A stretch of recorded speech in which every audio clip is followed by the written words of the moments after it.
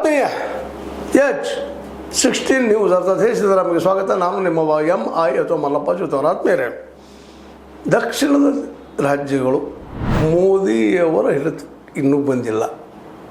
Mostly ಬರುವ ಸಾಧ್ಯತೆಗಳು ಇದ್ದಾವಂತ ಅನ್ನೋದು ಸಹಿತ ಅಷ್ಟು ಸತ್ಯದ. ಯಾಕೆಂತಂದರೆ ಮೋದಿಯವರು ಇಡೀ ವ್ಯವಸ್ಥೆಯನ್ನು ಯಾವ ರೀತಿಯಾಗಿ ಹಿಡಿತ ತಕ್ಕೋಬೇಕು ಅನ್ನೋದರಲ್ಲಿ ಜಾಣರಾಗಿದ್ದಾರೆ. ಅದರಲ್ಲೂ ಇಲೆಕ್ಷನ್ ಗೆಲ್ಲುವುದರಲ್ಲೇ ಮಾಹಿರಾಗಿದ್ದಾರೆ. ಆದರೆ ದಕ್ಷಿಣದಲ್ಲಿ ಯಶಸ್ವಿ ಆಗಿಲ್ಲ. ಕೇರಳದಲ್ಲಾಗಿರ್ಬೋದು, ತಮಿಳುನಾಡಿನಲ್ಲಾಗಿರ್ಬೋದು, ಕರ್ನಾಟಕದಲ್ಲಂತೂ ಮೋಸ್ಟ್ಲಿ ಈ ಸಲ ನೋಡಬೇಕಾಗ್ಯದ. ಅದೇ ಕಾಲಕ್ಕೆ ತೆಲಂಗಾಣದಲ್ಲೂ ಸಹಿತ ಒಂದಿಷ್ಟು ಸಾಧ್ಯತೆಗಳಿದ್ದಾವೆ. ಆಂಧ್ರದಲ್ಲೇ ಅಲ್ಲೂ ಸಹಿತ ಒಂದು ಸ್ವಲ್ಪ ಅಲ್ಲಾಡ್ತಾ ಇದೆ, ಒಂದು ಸ್ವಲ್ಪ ತಮ್ಮ ಬೇರನ್ನು ಬಿಡ್ತಾ ಇದ್ದಾರೆ. ಅದೇನೂ ಇರಲಿ, ಇವತ್ತು ದಕ್ಷಿಣದ ರಾಜ್ಯಗಳ ಏನು ವಿರೋಧ ಪಕ್ಷಗಳ ನಾಯಕರಿದ್ದಾರಲ್ಲ, ಇವರು ಭಾಳ ಜವಾಬ್ದಾರಿ ಅದ. ಇವತ್ತು ಬಹಳ ಜವಾಬ್ದಾರಿ ಅಂದರೆ ಏನು, BJP ಒಳ್ಳೆ ಕೆಲಸ ಮಾಡಿದ್ರೆ ಬಂದೇ ಬರ್ತದೆ ಜನ ಅಭಿಪ್ರಾಯ, ಆ ಪ್ರಶ್ನೆ ಅಲ್ಲ.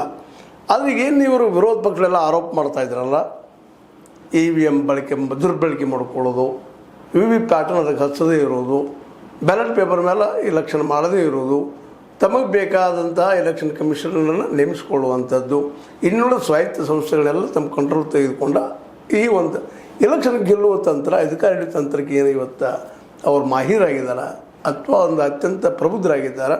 ಅದನ್ನು ನೋಡಿದರೆ ದಕ್ಷಿಣದ ರಾಜ್ಯಗಳು ಸಹಿತ ಮುಂದಿನ ದಿನಗಳಲ್ಲೇ ಮೋದಿಯವ್ರ ಹಿಡಿತನ್ನು ತಪ್ಪಿಸೋಕ್ಕೆ ಸಾಧ್ಯ ಇಲ್ಲ ಏನೋ ಅಂತ ಅನ್ನಿಸ್ತಾ ಇದೆ.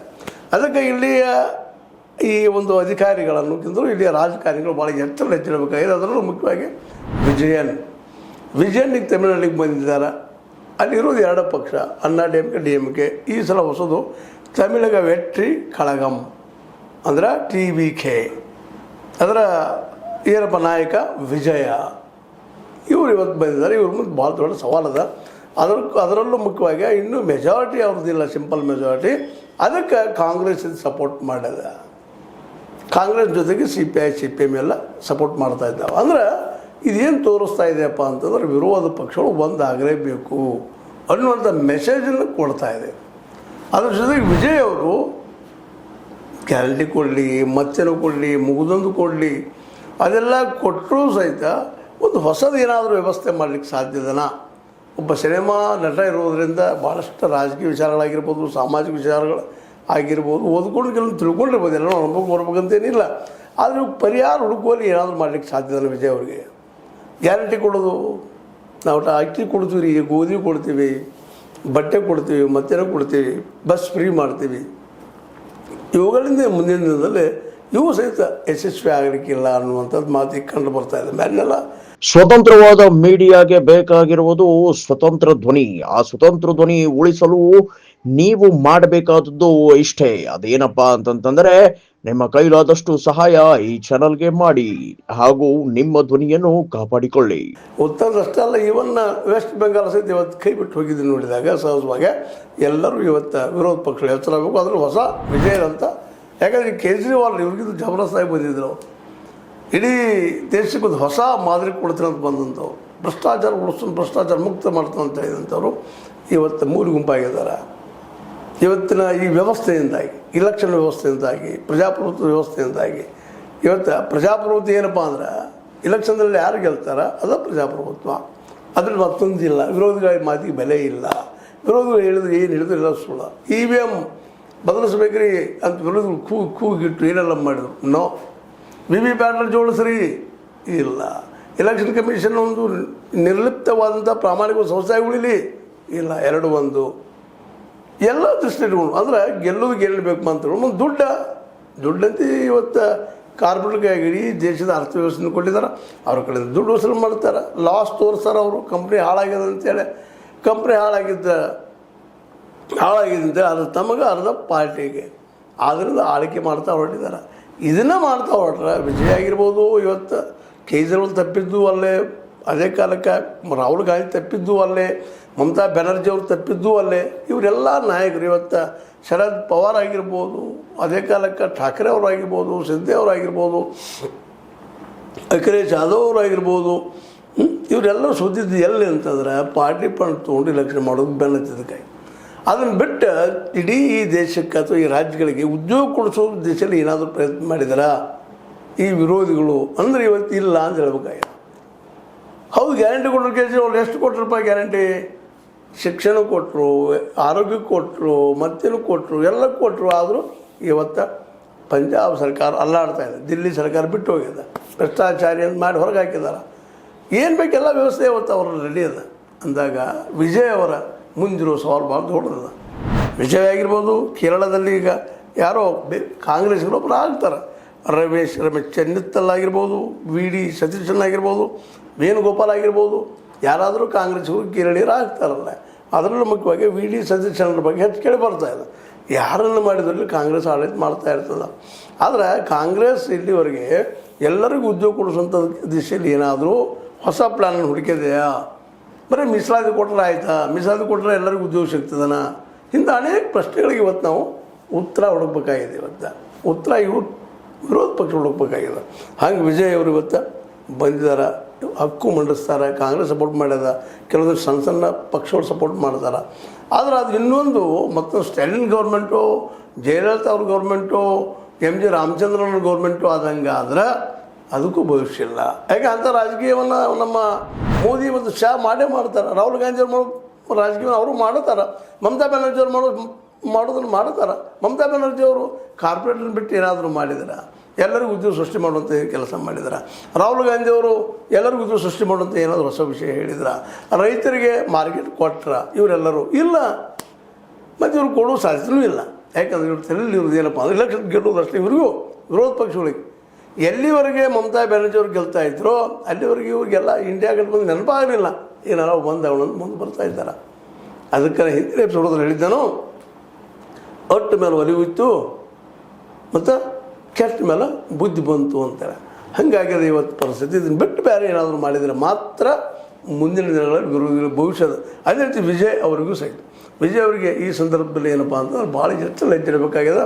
ಬಟ್ ನಾವು ಏನೋಪ್ಪ ಕೊಟ್ಟಿವಿ, ಗ್ಯಾರಂಟಿ ಕೊಟ್ಟಿವಿ, ನಾವು ಗೆಲ್ತಾ ಬರ್ತೀವಿ ಅನ್ನೋದು ಇನ್ನು ಮುಂದಿನ ದಿನದಲ್ಲಿ ಅದು ಕಷ್ಟ ಆಗ್ತದೆ ಹೇಳೋದು. ಯಾಕಂದ್ರೆ ಇಡೀ ವ್ಯವಸ್ಥೆ ಅವ್ರ ಕೈಯಲ್ಲದ.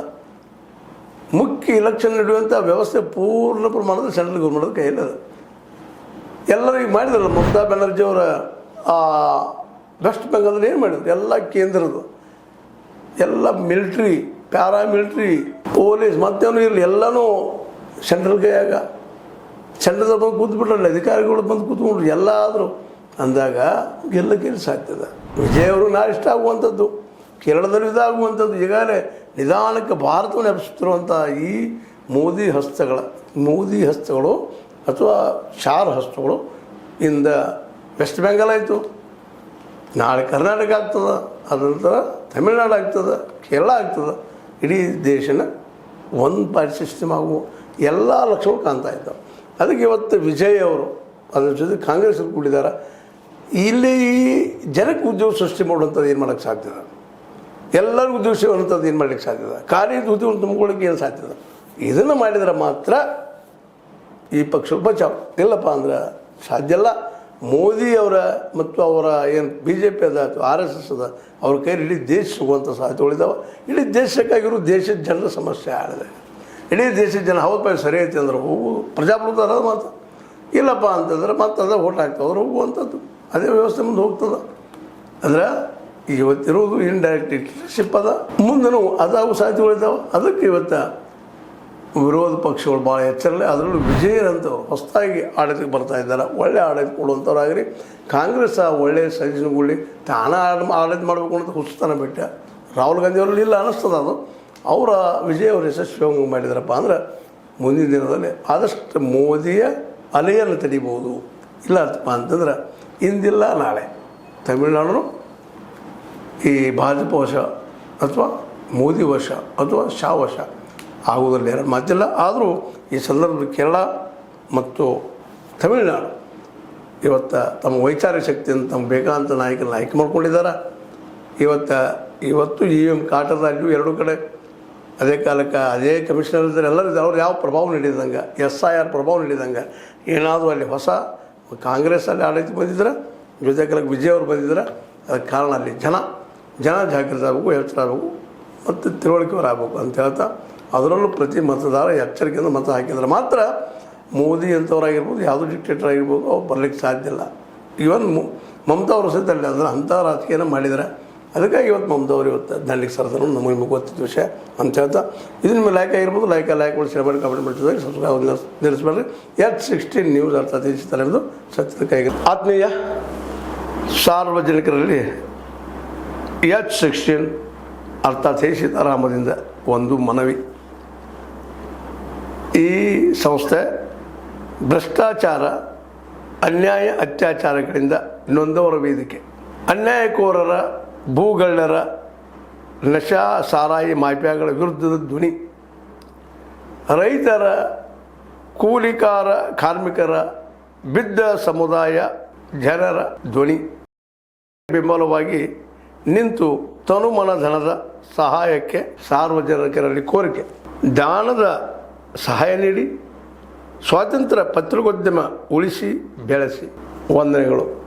ತಮ್ಮನ್ನೇ ನಂಬಿರುವ ಮಲ್ಲಪ್ಪ ಇ ಜೋತಾವರ್. ಈ ಕೆಳಗಿನ QR ಸ್ಕ್ಯಾನ್ ಮಾಡಿ ಅಥವಾ ಈ ನಂಬರ್ ಅಂದರೆ 7411402405ಗೆ ಇಲ್ಲ 9686864852ಗೆ ನೀವು ಫೋನ್ಪೇ ಮಾಡಿ, ಪೇಟಿಎಮ್ ಮಾಡಿ ಅಥವಾ ಇನ್ನಾವುದೇ ಮಾಧ್ಯಮದಿಂದ ಗೂಗಲ್ ಮೂಲಕ ಸಹಾಯ ಮಾಡಿ ಈ ಪ್ರಾಮಾಣಿಕ ಪತ್ರಿಕೋದ್ಯಮವನ್ನು ಉಳಿಸಿ ಅಂತ ಮತ್ತೊಮ್ಮೆ ಮನವಿ. ವಂದನೆಗಳು.